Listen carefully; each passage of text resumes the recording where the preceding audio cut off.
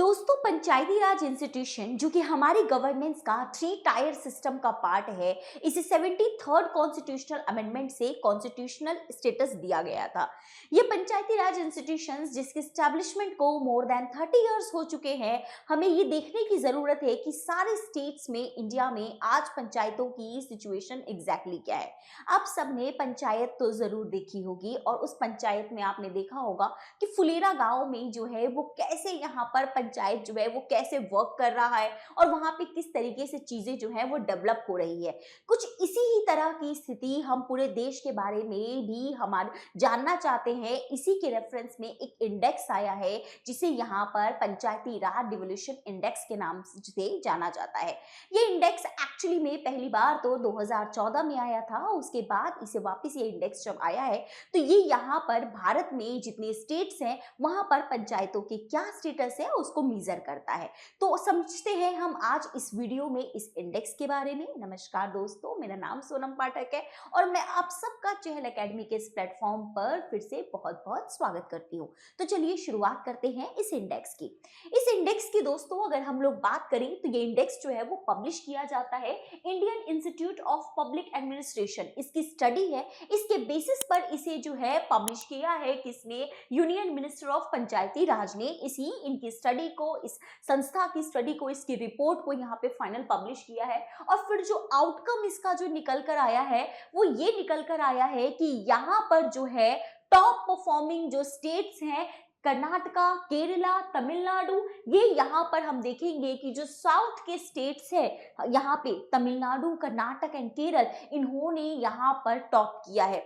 बात करें अगर हम लोग यहाँ पर कि सबसे ज्यादा परफॉर्मिंग जो है, सबसे अच्छी परफॉर्मिंग करने वाले स्टेट कौन से हैं, जो सबसे अच्छे परफॉर्मर बन के उभरे हैं, तो उनमें नाम आता है यूपी और बिहार का।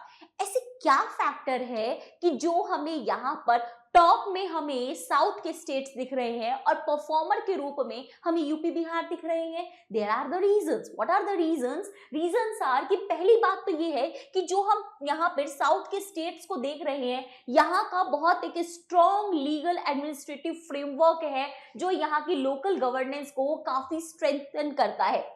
यहाँ पे बात करें तो यहाँ पे फाइनेंशियल डिवोल्यूशन काफी बेटर जो है हुआ है साउथ के स्टेट्स में कंपेरेटिवली। जो यहाँ पर कर्नाटक की बात करें, हम केरल के पास है, इनके पास अपने फंडिंग मैकेनिज्म बहुत स्ट्रांग है जिसकी वजह से ये अच्छा खासा पैसा खर्च कर पाते हैं, डिसीजंस ले पाते हैं। इनके यहाँ पे digital governance such as the E Gram Swaraj, online service delivery. Covid के टाइम पे आप लोगों ने सुना होगा कि केरला में यहाँ पे क्या हो रहा है, जिस तरीके से मॉनिटरिंग वगैरह हो रही थी उसमें रोबोट्स का जो है वो यहाँ पे प्रयोग हो रहा है। या फिर वहां पे जैसे नाले वगैरह की सफाई के लिए भी रोबोट्स जो है वो प्रयोग में लेकर आए जा रहे हैं। तो वहां पे जो है डिजिटल इंफ्रास्ट्रक्चर काफी ज्यादा मजबूत है, फंडिंग के मैकेनिज्म काफी स्ट्रांग है। इसकी वजह से जो साउथ के स्टेट्स हैं वो काफी अच्छा यहाँ पर जो है वो टॉप, इस इंडेक्स की रैंकिंग में टॉप पे बने हुए हैं। अब बात करें यूपी और बिहार की, ये एज अ परफॉर्मर स्टेट के रूप में यहाँ पर निकल कर आ रहे हैं। इनके परफॉर्मर बनने के पीछे का अगर हम रीजन देखें तो सबसे बड़ी बात है कि इनका जो फंड एलोकेशन है वो यहाँ पे काफी ज्यादा जो है वो बढ़ा है और इस फंड एलोकेशन की वजह से ये भी अब काफी पैसा खर्च कर पा रहे हैं। यहाँ पे ट्रेनिंग और जो कैपेसिटी बिल्डिंग प्रोग्राम्स है वो यहाँ पे काफी ज्यादा जो है वो यहाँ पे इनमें भी अच्छी खासी हमें एक ग्रोथ देखने को मिली है। इसके अलावा सबसे बड़ी बात कि यहाँ पर विमेन पार्टिसिपेशन जो है बढ़ा है। खासकर बात करें अगर बिहार की या यूपी की, जैसी पंचायती राज में 33% जो सीट्स होती है वो वुमेन के लिए रिजर्व होती है, बट यहाँ पे हम देखते हैं कि 50% तक जो है रिजर्वेशन के दायरे को बढ़ाया गया है, जिसमें पंचायती राज में महिलाओं की जो भागीदारी है वो बढ़ चढ़कर सामने आई है। पंचायत में भी हमने देखा कि वहां पे क्या है, दो हैं वो यहाँ पर क्या है, जो वुमेन है उनकी वहां पे फाइट होने की जो बात हो रही है कि वो दोनों लड़ेंगे, क्योंकि यहाँ पर कहीं ना कहीं वो चीज भी रिप्रेजेंट कर रहा है कि सोसाइटी में क्या हो रहा है। वुमेन का जो है वो यहाँ पर पंचायती राज के इंस्टीट्यूशंस में हमें जो है एक अच्छी खासी यहाँ पे इंक्रीमेंट देखने को मिल रही है। इसके अलावा यहाँ पर बात करें तो ओवरऑल हाइलाइट्स में हमने बात की कि भाई टॉप परफॉर्मर कौन है और यहाँ पर सबसे टॉप कौन है, परफॉर्मर कौन है। लोएस्ट की बात करें तो इसमें हमें जो हमारा नॉर्थ ईस्टर्न जो स्टेट्स है जैसे मणिपुर, अरुणाचल एंड यहाँ पे हमारा पूर्वोत्तर का एक झारखंड, ये यहाँ पे इनकी परफॉर्मिंग हमें लो देखने को मिल रही है। तो इनकी रीजंस क्या है? सबसे बड़ी बात है कि यहाँ पर जो डिसेंट्रलाइजेशन जिस तरीके से होना चाहिए वो हमें काफी वीक देखने को मिलता है। यहाँ पर जो है कहीं ना कहीं मणिपुर के हालात से आप सब वाकिफ है कि लास्ट 1-1.5 साल से वहां पे काफी चीजें डिस्टर्ब जो है वो बनी हुई हैं। इसके अलावा वहां पे फाइनेंशियल ऑटोनॉमी इतना ज्यादा ना होना, कंप्लीटली वो डिपेंड है, किस पे डिपेंड है? अपने स्टेट गवर्नमेंट पे, अपनी फंडिंग्स के लिए। और जनरली क्या होता है कि जैसे आप स्टेट और सेंटर का कॉन्फ्लिक्ट देखते हैं फंड्स एलोकेशन को लेके, वैसा ही ऐसा देखा जाता है कि स्टेट एंड पंचायत के बीच में एक फंड का जो है एक इशू बहुत बड़ा रहता है और वो यहाँ पे देखा जा रहा है। इंफ्रास्ट्रक्चर इतना ज्यादा नहीं है तो इसकी वजह से स्कीम सही से इंप्लीमेंट नहीं हो पाती, जिसकी वजह से उनकी जो रैंकिंग है वो पीछे रह गई है। मणिपुर हो, अरुणाचल हो या झारखंड हो, यहाँ पे हमने बात तो कर ली कि रैंकिंग इन बेसिस रैंक जो है कौन टॉप पे है, कौन परफॉर्मर है और कौन लोएस्ट है।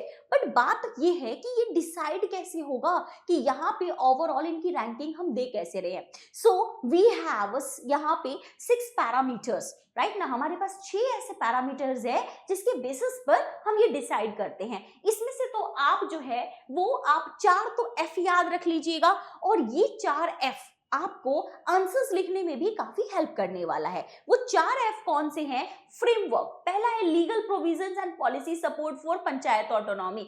हर राज्य में पंचायत को यहाँ पर उनके पास ऑटोनॉमी हो, उनकी स्वायत्ता हो, so that they can take their own decisions बिना स्टेट गवर्नमेंट पे ज्यादा डिपेंडेंट हुए, वो अपने लिए खुद ही पॉलिसीज फ्रेमवर्क कर सके, ऐसा मैकेनिज्म जो है।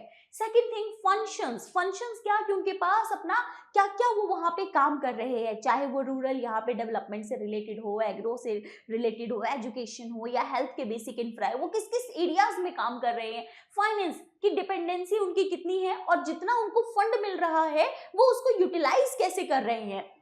फंक्शनरीज, उनकी training, capacity building, skill development and accountability, जिसमें ट्रांसपेरेंसी, ऑडिट एंड आपका सिटीजन पार्टिसिपेशन आ जाता है।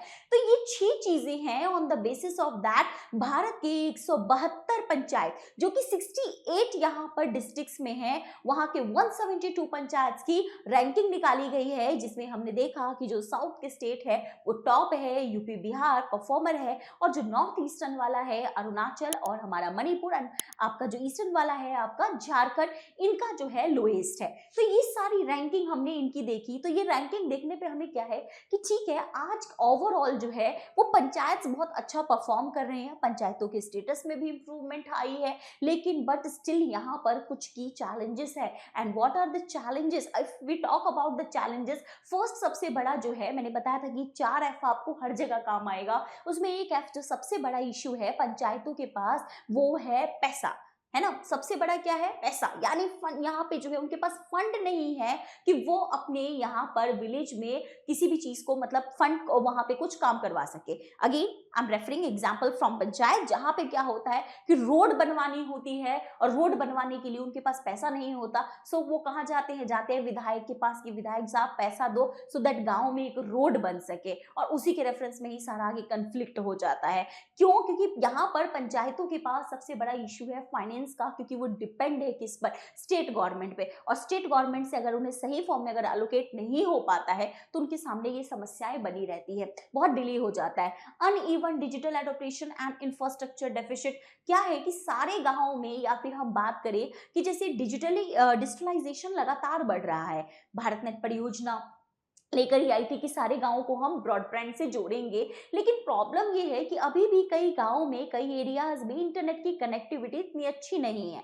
एंड द सेकंड थिंग कि उनके पास डिजिटल टेक्निक्स को अडॉप्ट करने के लिए एक बेटर इंफ्रास्ट्रक्चर हो, वो उनके पास नहीं है। तो ये भी एक इशू हमें देखने को मिलता है। Gender and social representation issues, ये क्या है? जैसे कि हमारे यहाँ वुमेन पार्टिसिपेशन तो बढ़ा है, बट साथ में ही सरपंच हस्बैंड, सरपंच पति की जो थ्योरी है वो भी बढ़ रही है। अब ये सरपंच पति क्या होता है? जैसे कि हमने अगेन फुलेरा हम देखते हैं कि वुमेन के नाम पर वुमेन इलेक्शन लड़ रही है, बट एक्चुअली में पूरा जो बागडोर है, वो जो पूरा वहां पे गवर्नेंस किसके हाथ में है, वो हस्बैंड के नाम पे होता है या फिर बेटा संभाल रहा होता है, वुमेन का सिर्फ नाम होता है। तो ये कहीं ना कहीं हमें यहाँ पर जो है एक अनइवन रेशियो जो है वो हमें देखने को यहाँ पर मिल रहा है। इसके अलावा यहाँ पर बात हो रही है कि SC ST जो है उनको भी यहाँ पर रिजर्वेशन दिया गया है, बट वहां पे भी हम देखते हैं कि उनकी भागीदारी जितनी एक्सपेक्ट की गई थी वो उतनी नहीं बढ़ पाती है, सो दैट वो हमें यहाँ पर एक रिप्रेजेंटेशन इशू में देखने को मिलता है।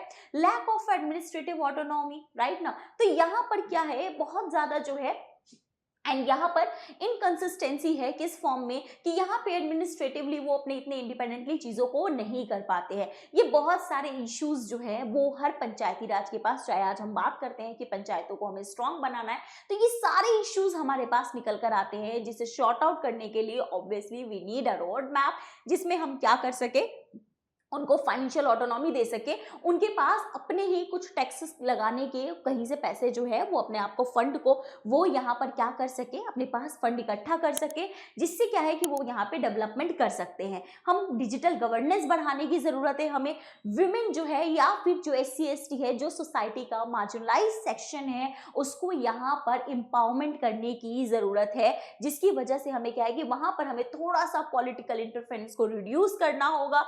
और यहाँ पर क्या होगा, पंचायत जिससे क्या हो सके, काफी ज्यादा जो है, जो इस लक्ष्य के साथ जो महात्मा गांधी का विजन था ग्राम स्वराज का, यहाँ पे उस विजन को हम यहाँ पे साकार कर सके, क्योंकि गांव से ही कहते हैं ना कि गांव का डेवलपमेंट होगा तो कहीं ना कहीं भारत की आत्मा अभी भी कहीं ना कहीं गांव में बसती है। हमारी ज्यादातर आबादी का कुछ जो हिस्सा है वो अभी भी गांव से ज्यादा संबंधित रखता है। तो यहाँ पे गांव के डेवलपमेंट के लिए वी नीड कि हम पंचायतों को बहुत स्ट्रॉन्ग बनाए, सो दैट हमारा विलेज डेवलपमेंट हो, और फिर उससे हमारी जो कंट्री, जो विकसित भारत का सपना है हमारा 2047 का, उस सपने को हम साकार कर सके। क्या आपको लगता है कि ये सारी चीजें जो है वो इसमें, और क्या हम कदम उठा सकते हैं, और क्या विकसित भारत का जो हमारा सपना है उसके लिए हम गांव की डेवलपमेंट में अगर हम पूरा ध्यान लगाए तो वो हमारा ज्यादा जो है प्रभावी नीति हो सकता है। आप क्या सोचते हैं, just let us know in comment section. But उससे पहले आप अटेम्प्ट कीजिए ये वाला प्रश्न। ये क्वेश्चन है आपका, consider the following statement regarding the panchayat devolution index PDI 2024. First KRIT is released by the Ministry of Panchayati Raj in collaboration with the Indian Institute of Public Administration IIPA.